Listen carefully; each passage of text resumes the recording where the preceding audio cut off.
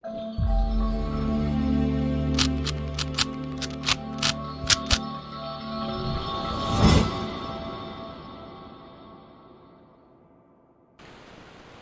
Friends, आप सबको जय श्री। ये हमारे लिए फिर से सौभाग्य की बात है कि हम लोग फिर से एक दूसरे के साथ जुड़ रहे हैं और परमेश्वर ने जो अवसर दिया है मुझे कि मैं आपके साथ परमेश्वर का वचन लेकर के आऊं। मेरे प्रियो,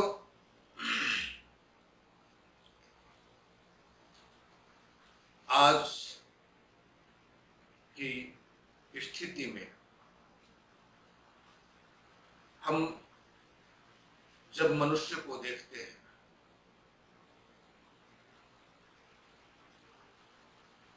हर एक व्यक्ति सेफ्टी की ओर दौड़ता है, भागता है। उन्हें सुरक्षा चाहिए, सेफ्टी चाहिए।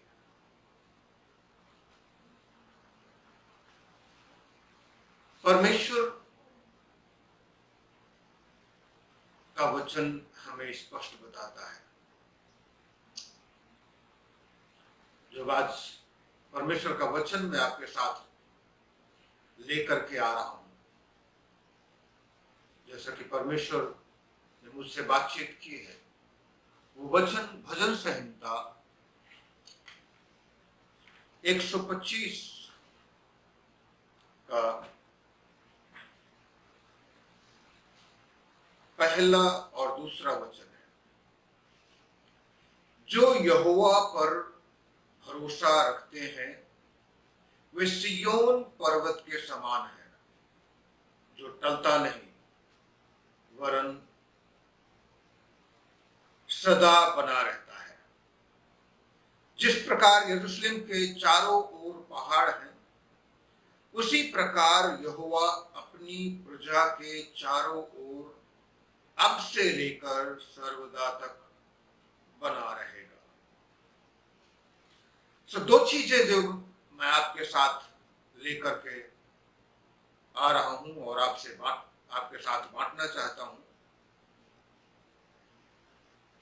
परमेश्वर पर भरोसा रखने वाले लोग सिय्योन पर्वत के समान है। सिय्योन पर्वत, ये यरूशलेम,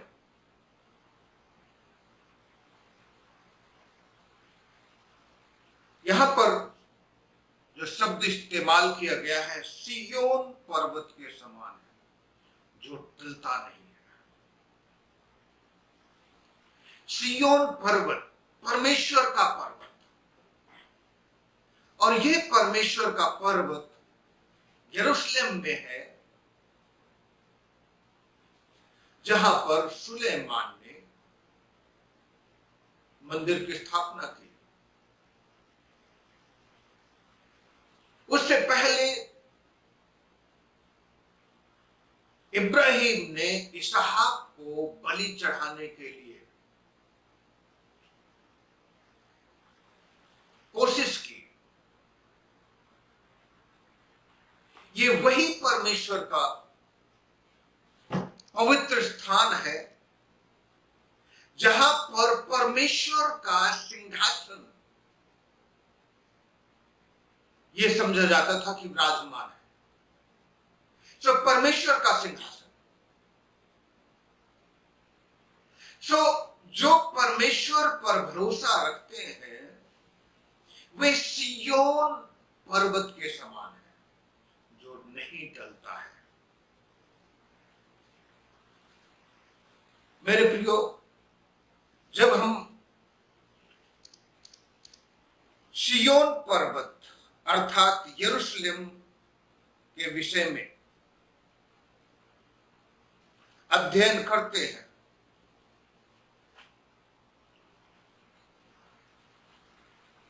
तो हम पाते हैं कि यरूशलेम में बहुत सारे आक्रमण हुए।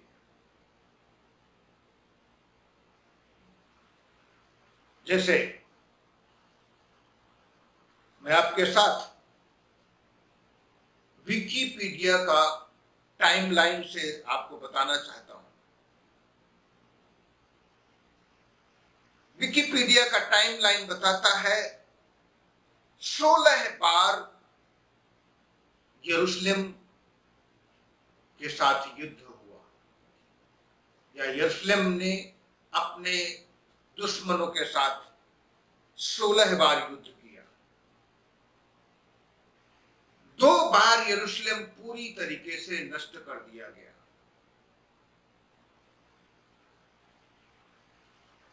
23 बार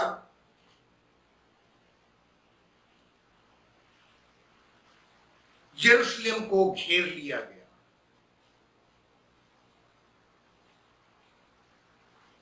52 बार यरूशलेम में आक्रमण किया गया और 44 बार यरूशलेम में कब्जा किया गया। ये विकिपीडिया का टाइमलाइन है। इतने सारे आक्रमण के बाद आज भी हम यरूशलेम को देखते हैं। इस दुनिया में बहुत सारे शहर बसाए गए और फिर नष्ट हो गए।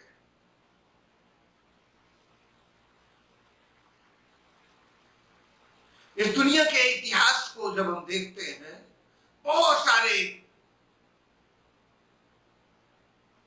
शहर बसे फिर नष्ट हुए, लेकिन ये लगभग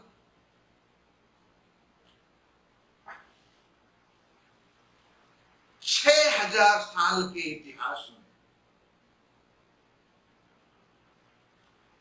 यरूशलेम में बहुत सारे आक्रमण हुए।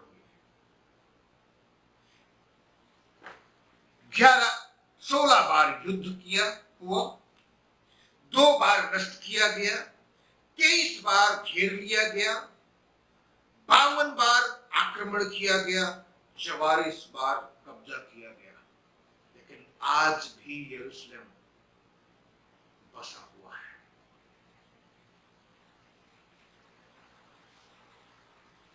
क्यों? क्योंकि परमेश्वर की आशीष है। परमेश्वर का अनुग्रह है उस पर। आज भी यरूशलेम अपनी जगह पर बसा हुआ है और अपने अस्तित्व के लिए लड़ रहा है। बहुत सारे देश हैं जो अभी भी यरूशलेम को इस्राएल की कैपिटल सिटी मानने के लिए मना कर दिया है। लेकिन अभी पिछले ही साल में अमेरिका ने यरूशलेम को इस्राएल की राजधानी के रूप में मान्यता दे दी है। और ऐसा होगा, आने वाले समय में यरूशलेम इस्राएल की राजधानी होगी। परमेश्वर का अनुग्रह यरूशलेम पर है, क्योंकि परमेश्वर का वचन बताता है और वो कभी टलता नहीं है। आकाश और पृथ्वी टल जाएंगे, यीशु मसीह ने कहा, लेकिन परमेश्वर का वचन कभी नहीं टलता है। परमेश्वर ने कुछ कहा है, कोई भविष्यवाणी की है, उसका अर्थ है वो भविष्यवाणी कभी नहीं टलती है। जब हम परमेश्वर का वचन पढ़ते हैं, नीति वचन उसका 24 अध्याय, क्योंकि धर्मी चाहे 7 बार गिरे तो भी वो उठ खड़ा होता है। ये धर्मियों का भाव है। वो कितनी बार बार गिरे, लेकिन तो भी वो पड़ा नहीं रहता है। हाँ, दुष्ट लोग विपत्ति में गिरकर पड़े ही रहते हैं, परंतु धर्मी लोग कितनी बार भी गिरे वो कभी भी नहीं पड़े रहते हैं, परंतु वो उठ करके खड़े होते हैं। परमेश्वर का वचन भजन संहिता उसका 34 अध्याय का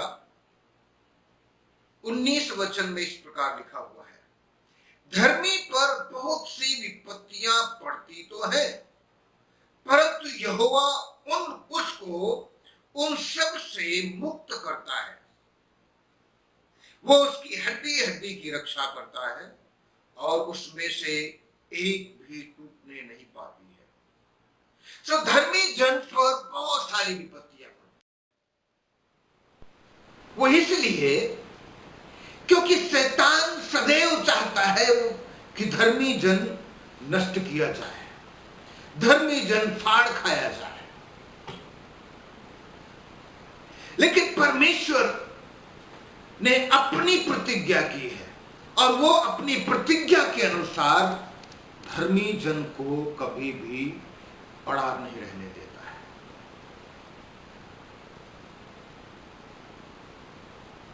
वो कभी गिरा हुआ नहीं रहने देता है। बहुत सारी विपत्तियां शैतान लेकर के आता है, लेकिन परमेश्वर उन सारी विपत्तियों से धर्मी जन की रक्षा करता है। हम लोगों को चेक करना है अपने जीवन में, क्या इस मसीह की धार्मिकता हमारे जीवन में पाई जाती है? यीशु मसीह का लहू जिसने हमें धर्मी ठहरा दिया है,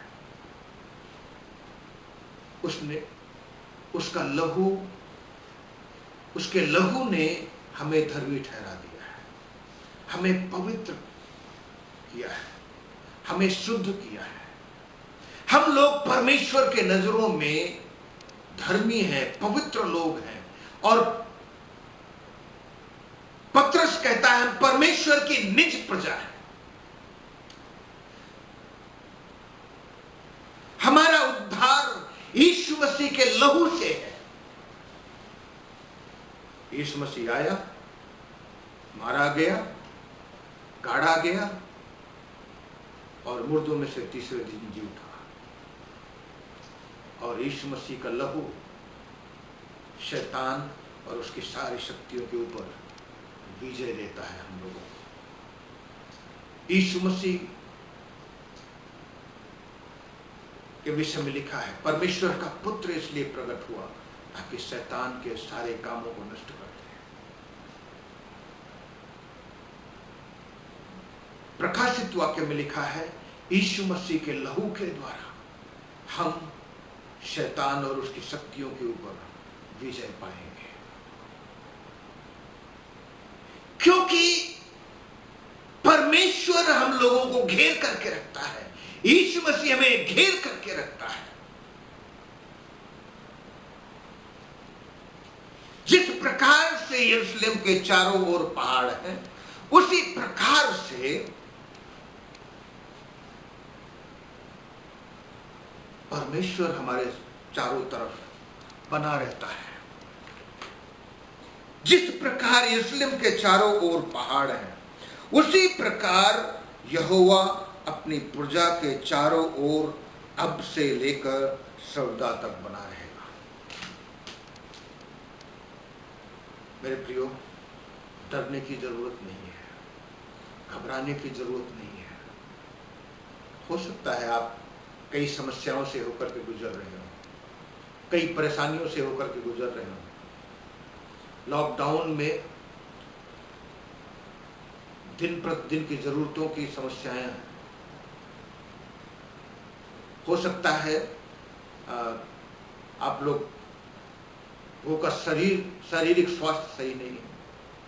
तमाम समस्याएं खड़ी हो सकती हैं, लेकिन ऐसे समय में प्रभु का वचन कहता है, धर्मी जन पर कितने भी विपत्तियां पड़ जाए लेकिन वो कभी नहीं टूटता है। वो गिरता है फिर उठ करके खड़ा होता है, क्योंकि परमेश्वर का वचन बताता है सिय्योन के पर्वत के समान है उसके धर्मी लोग जो टलते नहीं है, क्योंकि परमेश्वर उनके चारों ओर बना रहता है, उनकी रखवाली करता है। परमेश्वर आपके साथ है। प्रभु आपको आशीष दे। मैं आपको छोटी सी आपके साथ प्रार्थना करूंगा। आपके लिए सर्वशक्तिमान परमेश्वर पिता, हमारे भाई लोगों के लिए प्रार्थना करता हूँ, बहनों के लिए, और जो लोग इस वीडियो को देखेंगे उन सब के लिए प्रार्थना करता हूँ। मेरे परमेश्वर, हर एक को संभाल करके रख, रक्षा कर, हिफाजत कर। शैतान जबकि इस खोज में रहता है कि फाड़ खाए, घात करे, नष्ट करे, बर्बाद करे, लेकिन यीशु मसीह वास्तविक यहूदा का सिंह है। प्रभु, शैतान के विषय में तेरा वचन कहता है वो सिंह की नाई, लेकिन प्रभु तेरे विषय में लिखा है तू यहूदा का सिंह है। मैं उन सारी अंधकार की शक्तियों को, बीमारी की शक्तियों के और हर एक अनसर्टेनिटी, अनिश्चितता के विरोध में आता हूं और सर्वशक्तिमान परमेश्वर का सेवक यीशु के नाम से मैं बांध देता हूं उन सारी शैतानिक शक्तियों को और हर एक अंधकार की ताकत को यीशु के नाम से तोड़ देता हूं जो निराश करती हमारे लोगों को। प्रभु, प्रार्थना करता हूं हर एक को आशीष दे, उनकी जरूरत को पूरा कर, और जो लोग बीमार हैं उन सबको स्पर्श कर और छू करके चंगा कर, अनुग्रह में छिपा, यीशु के नाम से मांगता हूं, आमीन। प्रभु आशीष दे सबको, जय मसीह।